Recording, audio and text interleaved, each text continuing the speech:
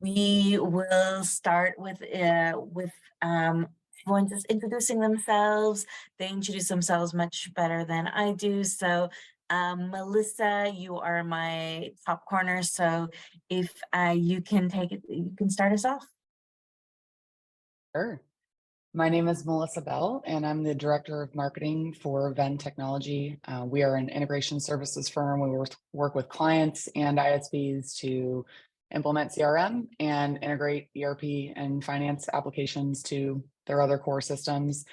We are about 25 full-time employees, 2 of which are made up of the marketing team, myself, and 1 other full-time marketing hire. Thanks for being here. Megan? Hi, everyone. First, I just want to thank you, Michelle and Tanya, for having me on today. It's a wonderful topic, and I think we'll be able to hopefully have some great collaboration and sharing today. So as Tanya mentioned, my name is Megan Mann. I'm the CMO of Commerce Build. We are an e-commerce and customer portal provider for ERPs, and I have been in the marketing space for about 16 years now.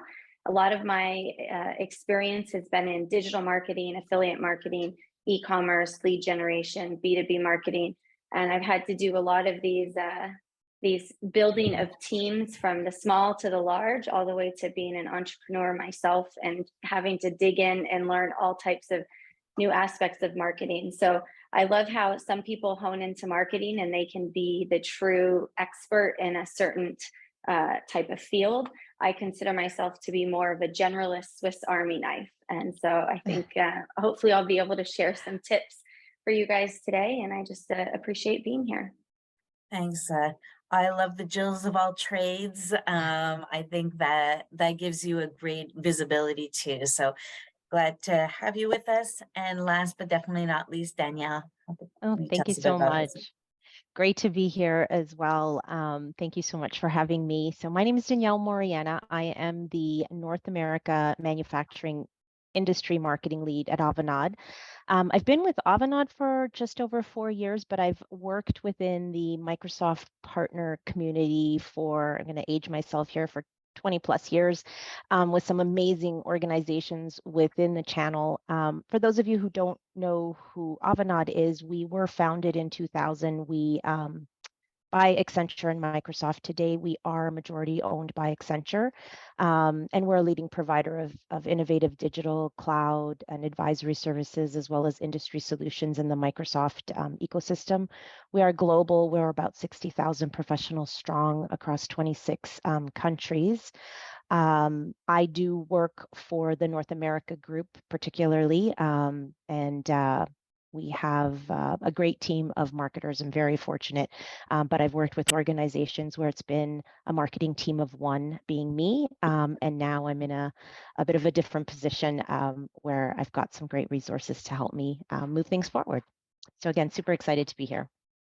Awesome. And Danielle, you're like me. We started working when we were 16 in the channel. That's right. Yeah, 13 so, actually. Yeah. So we're like people with, you know, if you're good at math, 16 is the age. Okay, there we go. Yeah. So we will jump right into the questions. So what do you think is an important aspect of your community? Why is this so important? How have you integrated it into your marketing, and how do you get involved in this strategy? So Megan, can I let you start this off one? Certainly, yeah. So at Commerce Build, I'm the CMO, and outside of myself, I have a part-time marketing resource. So we're a very small team, but I like to think of this as a mighty team. And the only way that we are actually able to get everything that we need to get done from a marketing perspective is to utilize other team members within our organization to support and help us. And I think it's super important to create a company culture that is really focused around this type of collaboration. And for me, that's really come from creating a real honest, transparent conversation with other team members to share how we could use their help, to ask around to see who would be interested in actually helping us, because some people don't have that skill or that interest. also being able to highlight that, we could provide some training to people who are interested in learning a new skill by coming in and working with us. And so I really think that there's, just being transparent and honest and open about why we would need their help has really helped me get buy-in from my team.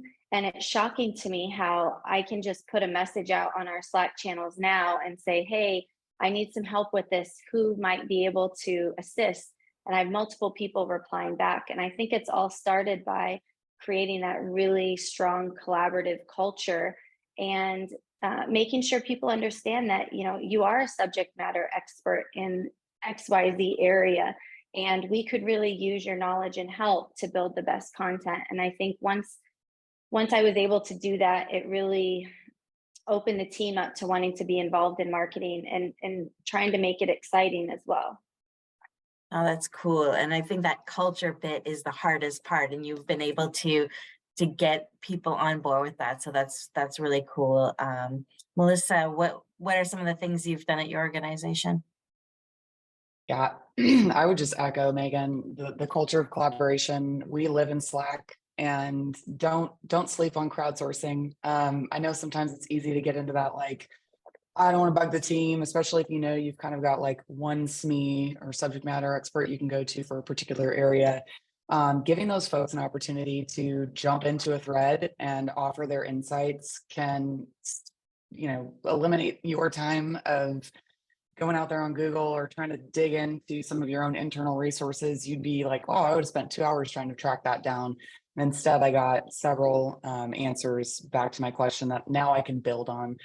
The other thing that I think it's an important aspect of your communication strategy because it builds credibility, number one. I think that's the other really huge benefit of this is us marketers, if we kind of sit and don't tap our internal resources and the folks that are out there doing the work and talking to the prospects and talking to your customers, it can be easy to develop that perception. Perception is reality. And so what if you're putting out content that maybe you're not bouncing off folks internally and they're seeing that out there on social media or on your website and it's not resonating with your own internal teams, you can lose credibility as a marketing team. The same goes for your ideal customers.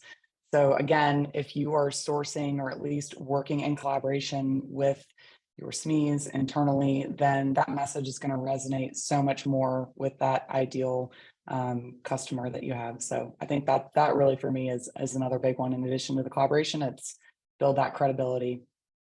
No, and I think you hit the nail on the head. It really is a double-edged sword. It's super easy to ruin your credibility, as it can go in the other way and be a jumping board for something bigger than that and helping your credibility. So we'll talk more about that later though, and content wise.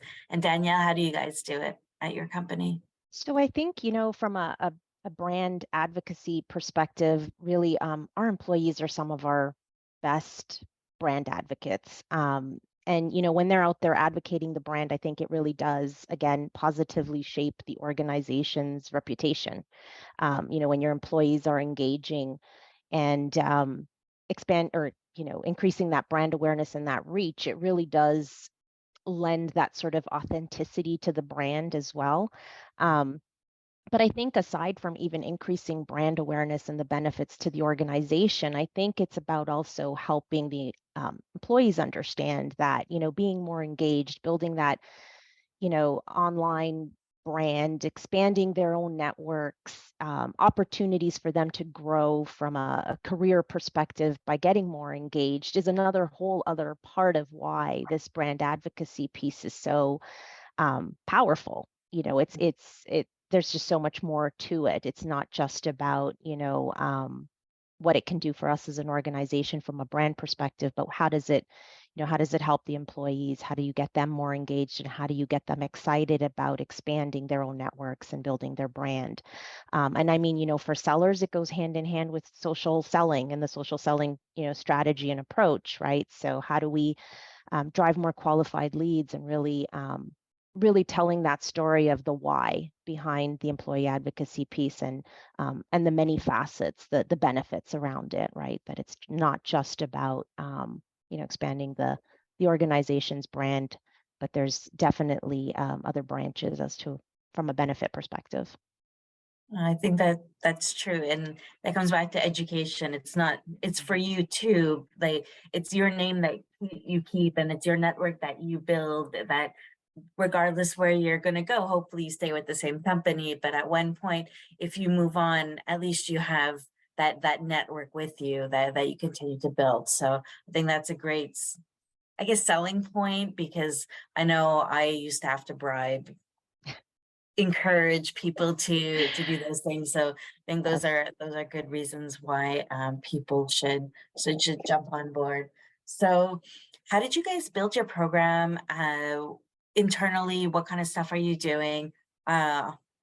Last and first, next time. So Danielle, what are some of the things that you've built, and what are you guys doing at Avanade? Sure.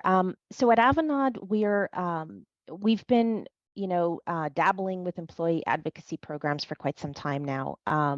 But we started small. So we are a large organization, but we did start small. We started to look at our data. We started to notice, we were getting a lot of visitors from LinkedIn, that people that were joining us from LinkedIn were actually staying on the site longer. When we looked at how many employees we had engaging on LinkedIn, the numbers weren't overwhelmingly great. And we thought to ourselves, okay, if we're getting this great conversion, and we're seeing these results from the small amount of people that we have that are engaged on LinkedIn, what would happen if we would start to really get people, employees, excited about our content and out there sharing and being brand advocates? We figured we would probably see some pretty extensive changes from a numbers perspective. So we sort of set off on this journey to build this program, and it really started with an email weekly to our team with a number of posts that the marketing team would build for them. And our ask was, hey, is there anything on here that's interesting to you? Do you mind, once a week going out there and sharing a couple of these posts? Literally just copy paste, get yourself comfortable sharing some of our content, that kind of thing. And we did this for a while, and we weren't seeing any significant increase. But when we started sort of asking some of our team members, a lot of them didn't really know how to engage on LinkedIn. They really didn't know what to do, how to be effective, how to be impactful, right? They were liking, but they didn't really know, commenting, sharing, how do I post? It wasn't something they were super familiar with. And so we started actually getting people trained. We asked people to join these training programs. We were fortunate enough to actually bring a third party in to help people learn how to optimize their LinkedIn profiles, because we figured if you're going to get out there, maybe we need to take a step back. Let's make your profile really strong, make you, look really, really highlight what you're all about, and then set you up for success from a sharing perspective. And then from there, we basically, the thing is, we did eventually have some really successful results. It wasn't I make it sound like it was like this quick turnaround thing. It was a journey, but we were able to justify using a tool. So we did purchase licenses with a tool called Sociable, which I've used at other companies as well. And it's basically a content repository that allows us to give our employees the opportunity to go into this repository and easily share content. It just makes it super, super easy for people to go in, share content, even third-party content that we bring in, industry-specific content. But we had other programs around it. One of the big things was really around change management, getting people comfortable with what we were asking them to do. And now the program's been in place for a while, but we're still finding we need to continuously refresh, give people refresher courses, keep reminding them the tool is there. It's like the shiny object, right? Everybody's sharing for 2 weeks, and then all of a sudden, is there a new toy I can play with? This is getting boring, right? So it's this constant, the program has a constant sort of refresher, continuous training, continuous touch points.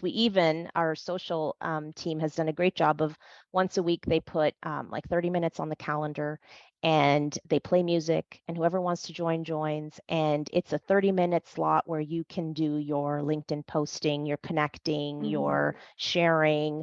And you just sit there, you listen to some cool music, you can join if you want, but it kind of gives you that opportunity to step away. So we've tried all kinds of things. And although the program's been in place for over a year now, we're still continuously experimenting and looking for ways to keep people engaged and comfortable. And we've expanded to some other programs where, we're bringing in our subject matter experts into these programs that we call like leading voices, where we're giving them a little more attention and master classes. And so there's so many things we've tried, but I think the key here is, keeping, even once you get the program going, you have to keep it going. There's consistent measures you have to put around keeping it going and watching it and tweaking as required.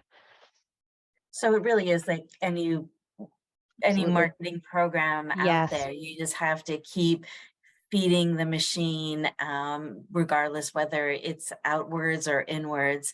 And from the training, I think I've heard all of you echo it now, but I think we forget that we're so used to being on LinkedIn all the time, and we're so used to using these tools, and it's a part of our day-to-day, but it isn't natural for everyone across our organization. So a really good tip. And I'm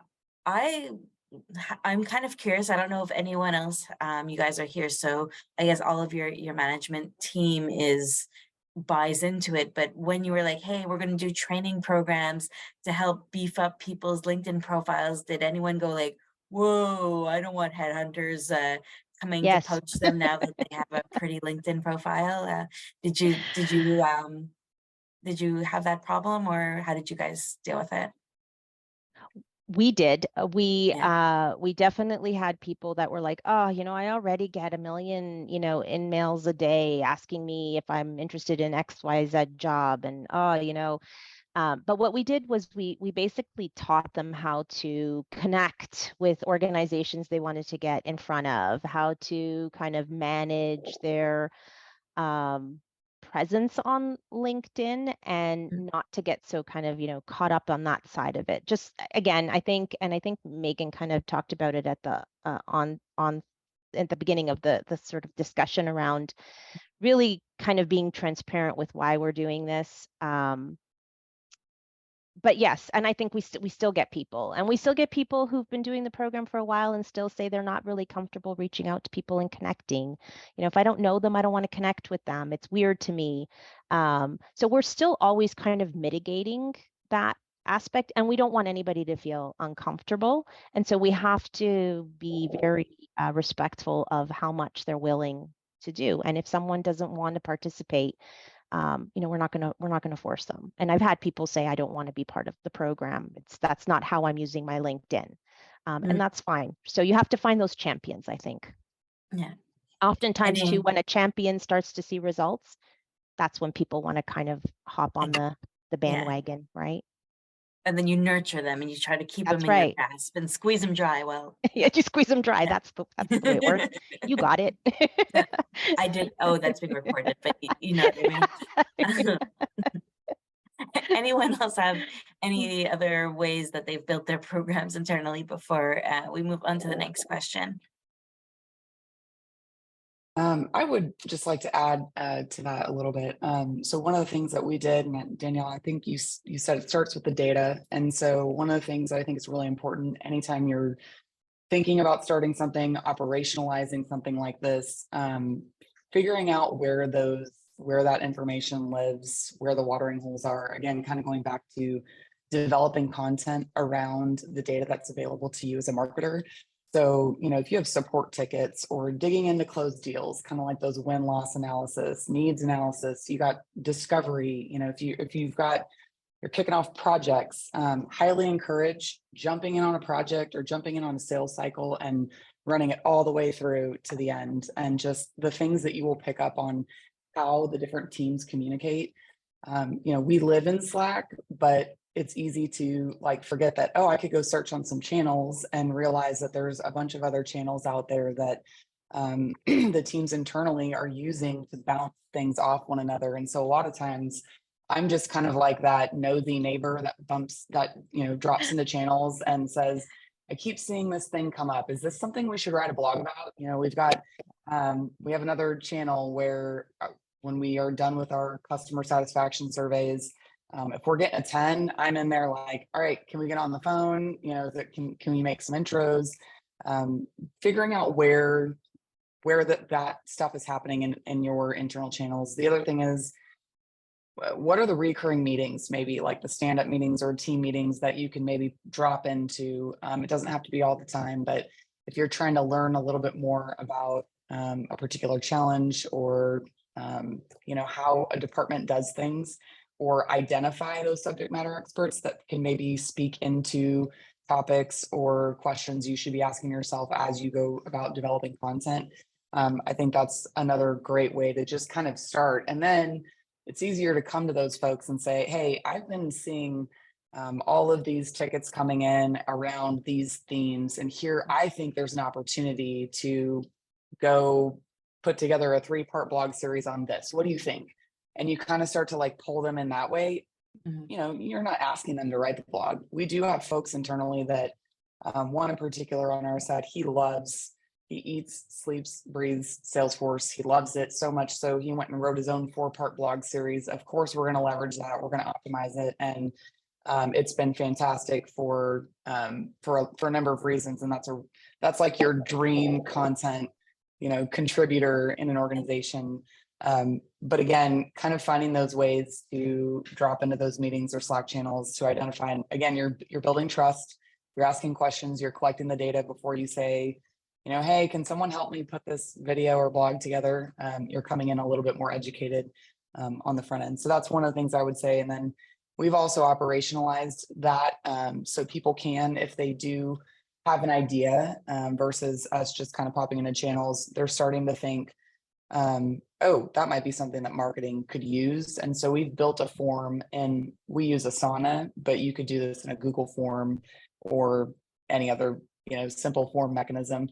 And we ask a series of questions like, what's the topic? Are you the expert? Is someone else the expert?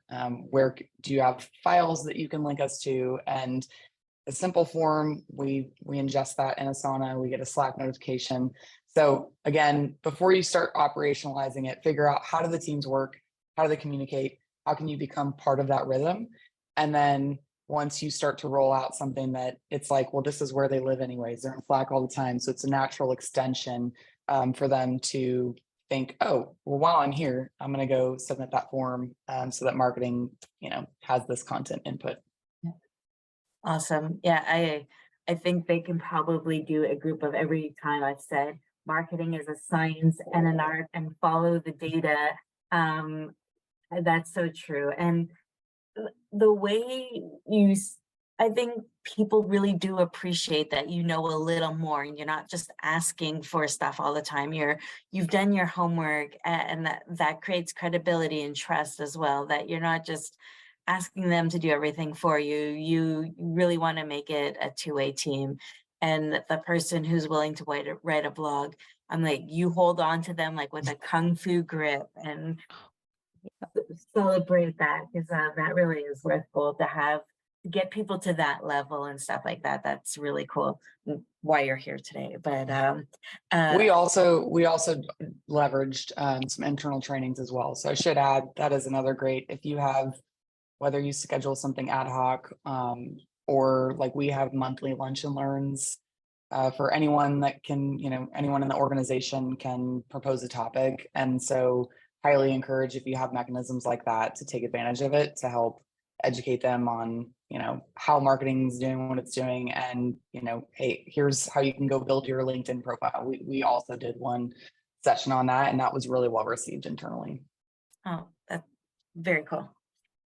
So, what kind of content, like now that we found them, we know where they live, we know how to communicate with them, what kind of content are you trying to get out of them? Megan, do you want to kick us off here? For sure. I think because we are a very small team, we're looking for help with absolutely everything. I'm looking for subject matter experts in a variety of different areas that can help me with blogs, product marketing, collateral, the creation of videos can help us create better sales flow documents, all the way to our proposals. I spend a lot of time with sales, really trying to understand what are the questions that you're getting when you get on these demos. How can I make sure that I can get those questions answered maybe somewhere on our website, or get a video made to answer those questions that can go out before they get on the call with you? Things that will help them through that process. And by showcasing to them that I'm wanting to help make their job easier, it actually makes them more empowered to want to give me what I need in order to create that type of content. Same with our account management team. You know, what questions are customers asking? How can we create more product videos that are specific to ways that can teach people how to do things on their own instead of having to come through our CS team? Monthly newsletters to our customers.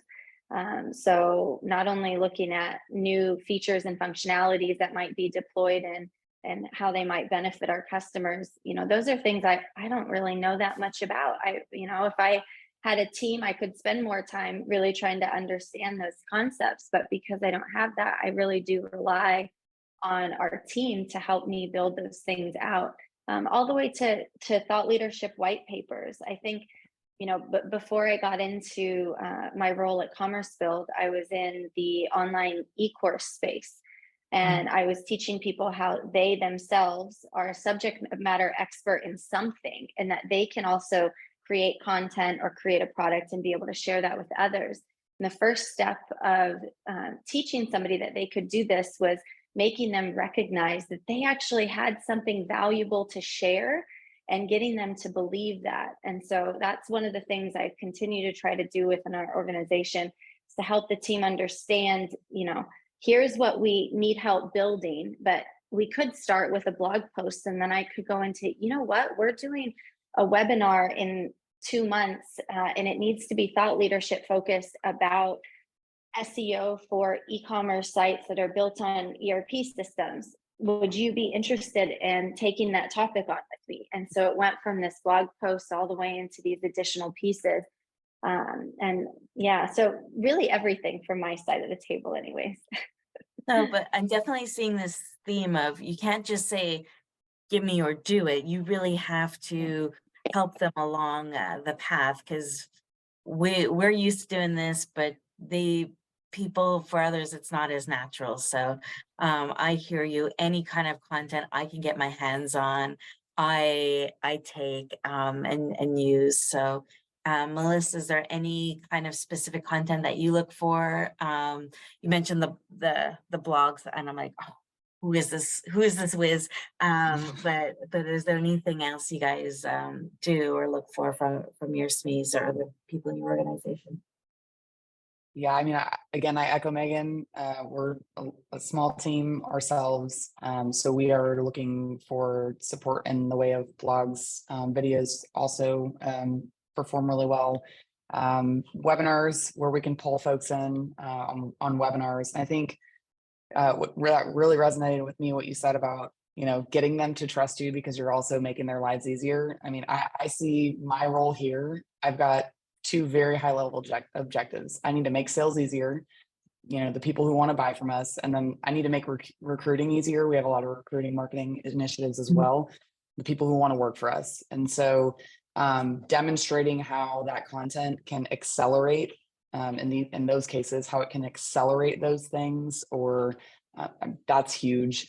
So, but I guess I don't have anything else to add other than the types of content really is, it comes in the form of the blogs and the videos. And again, I tell some folks, listen, you give me 3 bullet points on something, or I took 2 pages of notes in your meeting. I think I heard you say these 3 things. And again, trying to demonstrate, oh, wow, you were listening. That's what you got out of it. And sometimes just repeating it back to them, all of a sudden that creates like another ideation process. And then it can roll into, well, what do you think if we did a webinar on that? So no additional content types to add to it, but. No, but I think that's so key though.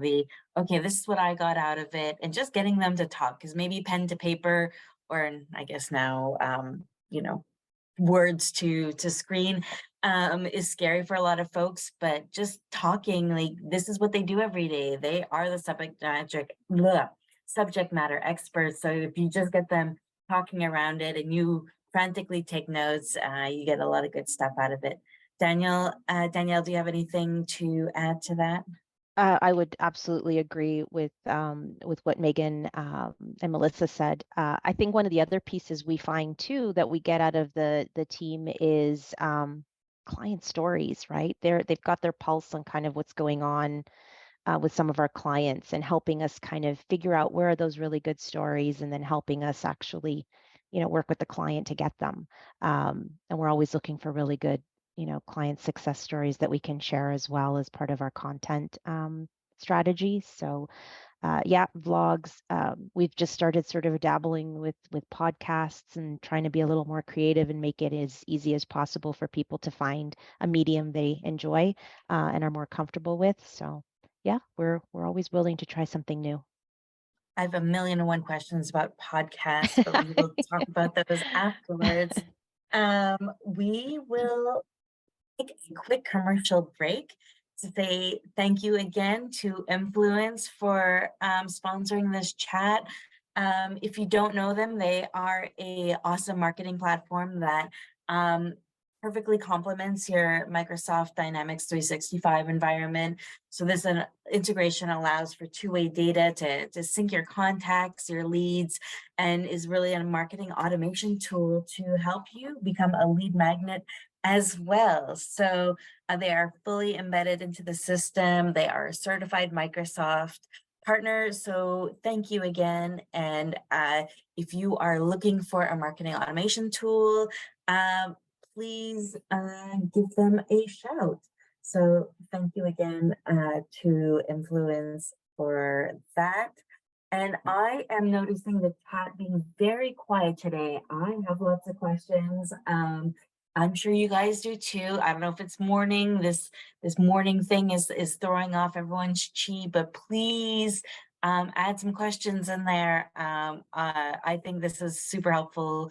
I know for me, it's like how to get people more involved is always top of our list of questions. So I'm doubting that no one else on this call has the same question. So please, guys, I'm gonna stop begging now. But now I'm going to ask you how you guys beg. Do you guys incentivize in any way, shape, or form? You guys talked about how you kind of train and do that, but is there something you do in the background to kind of just give that extra little bribe push to get them across the line? Danielle, is there anything you guys do at Avanade? Sorry, struggling there to get off mute.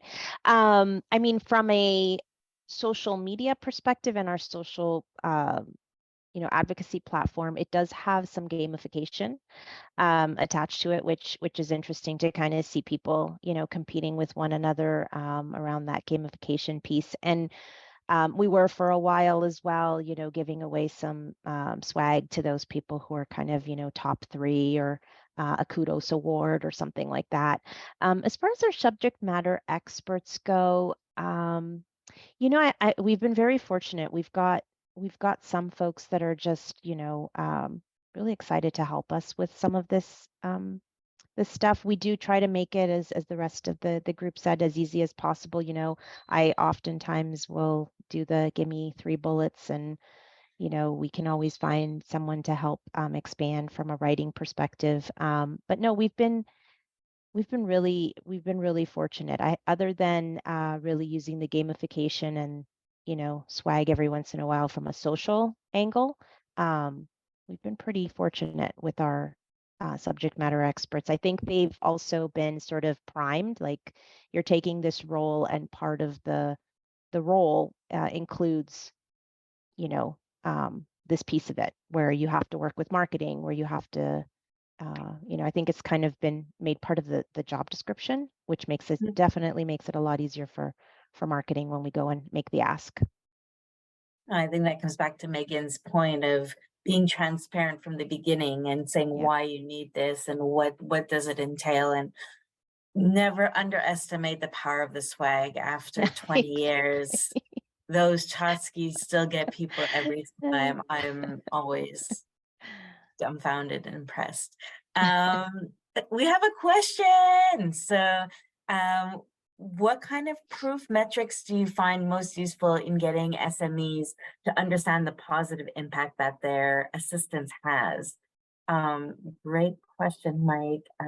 Do any of you look at those? What have mostly going? Yes, so I'll default over to you for this one. Yeah, we kind of open up, I guess, go behind the curtain, so to speak, and share. So, example of a blog post.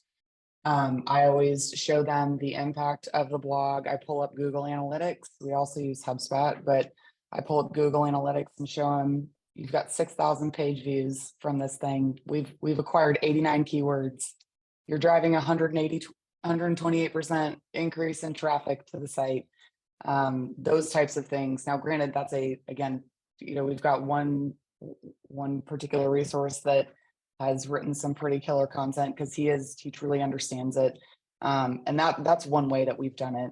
So we highlight those as wins in meetings where we can, kind of all hands meetings and quarterly meetings. That's one of the ways. I'm also looking at when we have, if it's a social piece or a video, we're looking at those types of engagement metrics as well. So this many reposts, shares, engagements, comments, trying to elevate those and bring those to the forefront and showing not just, you got to give them context. So 6,000 page views. Well, how much is the next blog post getting? What do we typically average? And then really demonstrating that to not just the person that wrote it, but to the team, giving visibility to that's the impact that you're having above and beyond your day to day. And that's been pretty powerful to share that with folks in meetings as well. We also incentivize. I will say, just wanted to add that piece to the question that was asked earlier. Now, we had some of these, like the Salesforce blogs. This was incentives.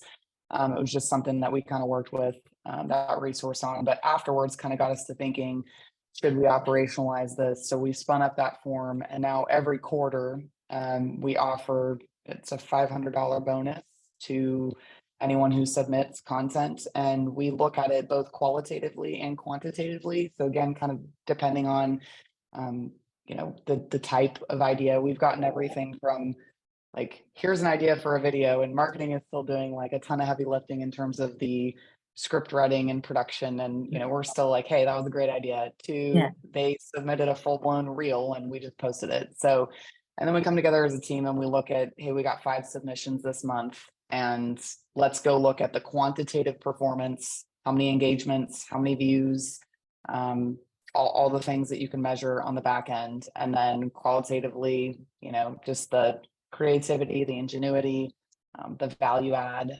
So those types of things, we do offer that once a quarter. And I wouldn't say that's like, you would think throwing a $500 bonus out there every quarter, we may be seeing like a bunch of, folks flooding the channel. I would say right now we're averaging about 3 a quarter. So the odds are good for our team internally. But that's one way we've been able to do it. But I would just encourage any marketer out there, you don't have to go create a slide, show them behind the scenes, pull up that Google Analytics, pull up whatever social platform or social metrics you're using and sort and filter and do the stuff live and say, this is the impact. That's powerful.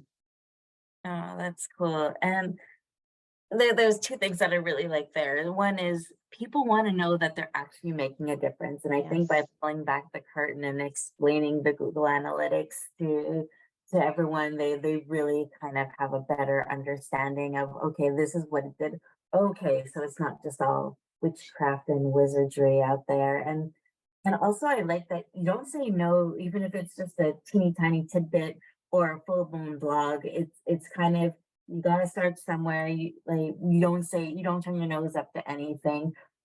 Take whatever you can get, and sometimes that idea is just enough to get that person next time to do a little more, or say, not be shy to write 3 lines instead of just an idea. So, oh no, Yeah. really, Well, and it's created, now people just stop by the office too. So I should add, again, you start to build that trust, and, now it's not just that someone behind a form, they're coming by, or they're picking up the phone or going direct message in Slack and saying, I have this crazy idea.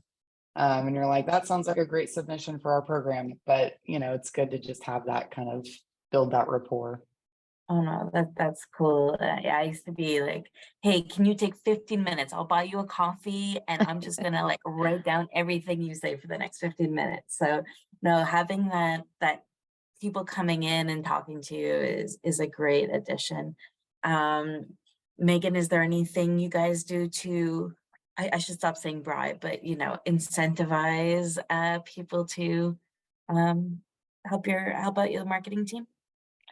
Yeah, I mentioned in the beginning, it's kind of ingrained in our company culture. So when we did a rebrand a few years ago, we created a new creed and new mission, vision, and purpose. And part of that was this concept of driven by devotion. That's kind of our internal tagline for what we do. And so I think of this as not just getting people to help in marketing, it's creating that culture of being available to help everybody within the company and within the organization. And so we do what I would say is 2 main things. And one is we use Slack tacos. I don't know if anybody's familiar with that, but Slack is our communication channel, and we have a general channel that everybody in the company is in. And so anytime a team member helps you out with something, you want to give them recognition, you can give them daily recognition through the use of giving out these tacos in the Slack channel that everybody sees. So you start to want to get in that Slack channel because you see other people are in there. So you become more inclined to want to participate. And then we gamified that a little bit we have different gift cards and different prizes that you can receive once you hit certain taco levels, and you can redeem them in for $100 gift card for a date night or something like this. So it gamifies that taco system a bit. And then the other thing that we do is we host company meetings, and we try to do them monthly, but every quarter we also have a excellence award winner for the quarter, and they're peer nominated, and the executive team cannot nominate. So it's only people that are at the peer level for the group, and it follows the creed. So it's not just how good did you do in the job that you were supposed to do and that you're hired to do. It's how collaborative were you, and how did we use these options of our creed or the driven by devotion tagline? How did you showcase that in the last quarter? And so peers can use that to vote. And then in that meeting, we go through the taco leaderboard. And so you can actually see who the biggest givers of tacos are and who the biggest receivers of tacos are. And it creates a nice friendly competition between certain members of the team that have that, competitive spirit. But it creates that cultural engagement to where, like I mentioned before, if I need something, I really can just go out and find the person and ask, or they're coming to me with those ideas. And I think those concepts are really what's helped us get there. No, I think we forget how much a thank you or recognition goes a long way. And add a little peer pressure in there, you have the perfect combination to get people on board. And now it is 11:45 for me. So speaking of tacos, I am very hungry. Who doesn't love a taco? But yeah, I think any kind of gamification, a couple of you have mentioned it now, is a good way to just break that ice and get people into it as well. So no, loving this talk. And I'm like, oh my goodness, there's only 15 minutes left. So Daniela, you spoke about one tool before. Does anyone else have any other tools that they work with? Or you guys spoke a lot about Slack. Anything else you use to help people share information or get it out, or anything of the tool-ish sort? Megan, do you have any that you use, or? Yeah, so we use the campaign calendar in HubSpot. So in our CRM, you can actually state what type of campaign it is and then link to it.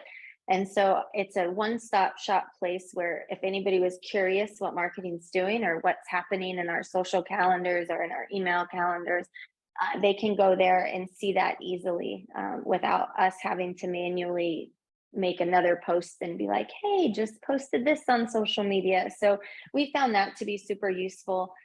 We definitely use Slack a lot for this type of communication or information gathering. I'd say those two are the ones that kind of come in the most handy for us. We've used Asana before, and Asana's worked really well when I've had larger teams to manage and we've had really kind of structured projects that each person was working on. Right now, I sort of touch everything. So I keep my own tracking elsewhere, but Asana has also been a really great tool in the past. Well, that's cool about HubSpot. I think we forget that, you know, it's a marketing automation tool. It has to stay within marketing. But no, I think sharing is caring. The more information and more you can share with your team, the more you can empower them and the more they'll probably be willing to share. Melissa, do you guys use any tools internally? None that haven't already been mentioned. So. Well, those are great ones. Danielle, do you have any others that you want to touch upon or how you use them or anything like that? Yeah, I think we use Microsoft Teams a lot. So we have a lot of industry channels within Teams and a lot of, you know, conversations that are happening where we can kind of tap into the team members we want to get in front of with specific information. So that's been a great tool from a collaboration perspective. We've been using SharePoint a lot, and one of the things we did was basically build our content calendars and our industry specific sort of, you know, what's hot, what you need to know within SharePoint, and we can drive everybody within the company to go take a look at that as well and find everything they need from you know, what's marketing working on, and then, you know, try to infuse myself on every possible kind of, you know, team meeting that I can get myself into to kind of, you know, have 10 minutes on the agenda, particularly because I'm focused on an industry. So I'm always kind of trying to get in front of my sellers and my subject matter experts and be able to kind of showcase what marketing is doing for the industry. And again, like the rest of the team mentioned on this call, really showcase the impact and the results as well, which I think is critical. Yeah, no, definitely. I think from when we started when we were 16, having Slack and Teams available to you just to quickly punch something in and get replies from everyone makes such a difference too, and makes it a lot less scary and more accessible as well. And just searching afterwards or pinning, I think just having that you know, list that you can go to at one time or another is critical. So I'm going to start to close it up and ask you guys one last question. What piece of advice would you give for those who are starting, who think this is very scary, have tried in the past, it hasn't worked? What would you say to them to keep on trying again or keep on going with the good fight?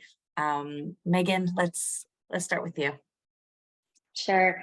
I'm going to use a quote that was shared with me many years ago by an old VP of marketing. And when he joined our organization, we had a really disjointed company. The marketing team was quite disjointed, and our brand was all over the place. If you asked, 10 different people in the organization who we are and what we did, they would all say something very different. And one of the things that he came in and the first things that he did was schedule a meeting with the entire company. And he shared this quote, "Marketing is everything and everything is marketing." And really trying to encapsulate around the idea that this concept of marketing being solely about promotional activities is just not really the case anymore. And we see this now as marketing is the new sales compared to 10 years ago, even 5 years ago. And so marketing influences so many aspects of an organization, but on the flip side of that, all the other parts of an organization are a part of marketing and influence marketing. And so I think the first thing that you can do is, whether it's your whole company or it's a set group of people that you're, wanting buy-in from, is to sit them down and explain how their current role is correlated to marketing. So how is a developer who's developing our product related to marketing? Well, you're creating the product with a certain feature, tool set, customer experience that I then need to be able to put into words and writing or content in a video. And so your interpretation of how you're building it and why, that message is so important to how I'm now going to go try to get this out into the market and help people understand what we do. And so I really think the foundational starting point is getting people to understand that marketing isn't this siloed organization, that marketing is in all aspects of every department, every person's job. I've held sessions where I've said, come in and say, I don't think my job is a part of marketing. And I promise you that I'll be able to share with you how your role and what you're doing can 100% be a part of marketing. So I think breaking those barriers down, I think the second piece would just be make it as easy as possible to get the collaboration in place. And if you can do that, you'll have a good kickstart, and find those champions and ambassadors. They'll come out on their own. And then you'll be able to start working with them and be able to build from there. But I think just, getting the word out that marketing is everything and everything is marketing is really the foundational starting point. I am totally going to quote you on that. You get full rights to it. Yeah, I those in the marketing is a science and an art. That I'll try and use that every month going forward, because I think that is so true, and so true to especially this topic today. So totally quoting you. Melissa, anything to add? Final words, thoughts, advice? I mean, I'm like Megan, I'm a sucker for a good quote or something that's memorable for me. I gave a talk a while back on content marketing as a team sport. I'm probably going to butcher it, but Phil Jackson, formerly coached the Lakers. The strength of the team is each individual team member, and the strength of each team member is the team. So it's similar to that, like marketing is everything, everything's marketing.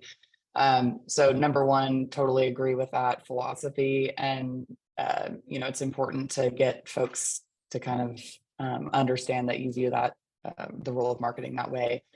The other thing I would say is set aside the tools and set aside the process and go back to the people fundamentals and, build those relationships. It's been mentioned a lot on the call, and just try to plug yourself into some of those, whether it's meetings or seek out some of those one-to-ones. Tanya, I think you said something like you take them to coffee and write down those, I got 15 minutes or 15 pages of notes in 15 minutes. Maybe just set down the notebook and just, if we're starting again or something hasn't worked, just get to know them and go back to basics, and the rest truly will come. And then you can start to add the technology and the process. But getting to know your leaders and your SMEs and what matters to them and what can make their life easier, then I think the rest comes. I don't know. Very cool. I think we forget that the human piece is still so important in all of this, and it really is a team sport. I'm like, oh, Montreal doesn't really have any teams in the playoffs right now. I can't go, no Canadians. So I will not butcher that one any further. Danielle, take us home. Any last advice or things to say? 100% agree, with the sentiment around the people. I think, start small, set a small goal, find those champions. I always say, build your fan base, one fan at a time. They will spread the word for you.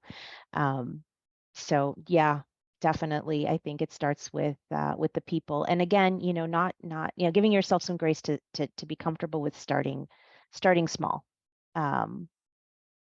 Love it. Honestly, it has been an absolute pleasure to hear from the three of you.